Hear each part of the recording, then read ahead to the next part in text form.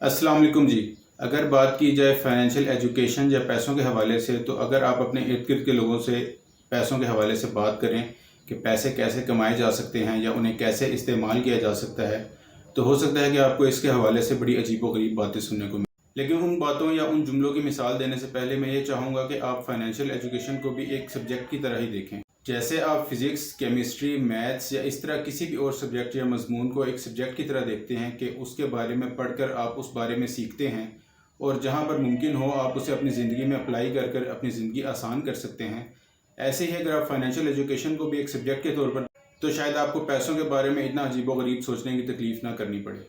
अब अगर उन जुमलों की मिसाल ली जाए, तो मिसाल के तौर पर हमें एक जुमला ये बहुत सुनने को मिल सकता है जब भी हम पैसों के हवाले से बात करें कि इसे पैसों की हवस लग गई है या हमें पैसों की हवस का शिकार नहीं होना चाहिए। तो इसमें सवाल यह है कि अगर कोई किसी और सब्जेक्ट में, फॉर एग्जांपल फिजिक्स में, केमिस्ट्री में या किसी भी और सब्जेक्ट में ज़्यादा पढ़कर ज़्यादा नंबर लेने की कोशिश करता है,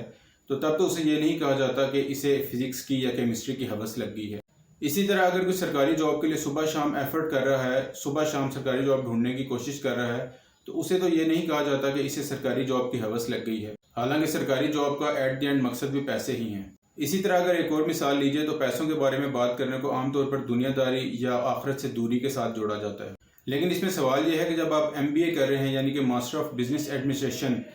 जब आप बिजनेस में या कारोबार में पैसों के फ्लो को समझने की कोशिश कर रहे हैं, या फिर इसी तरह आप इकोनॉमिक्स पढ़ रहे हैं और इकोनॉमिक्स में किसी हद तक मुल्की सतह पर पैसों के फ्लो को समझने की कोशिश कर रहे हैं, तो तब आपको ये सुनने को नहीं मिलेगा कि इसे MBA की हवस लग गई है या इसे इकोनॉमिक्स की हवस लग गई है और ये इकोनॉमिक्स पढ़ते हुए दुनियादार हो गया है और ये आखिरत से दूर हो गया है। इसी तरह अगर आप पैसों की बात करेंगे, तो हो सकता है आपको ये भी सुनने को मिले कि जब आखिर में मर ही जाना है तो पैसों की बात करके क्या करना है। तो इस हवाले से हमारे एक बुजुर्ग थे, उनकी मिसाल में देना चाहूँगा कि उनसे अगर किसी बंदे ने कहा कि मैं बीमार हो गया हूँ, उन्होंने कहा भाई बीमार हो गए तो इलाज करवाओ, तो उस बंदे ने कहा जी मर ही जाना है, जब लिखी होगी तो आ ही जानी है, तो मैं दवाई क्यों लूँ।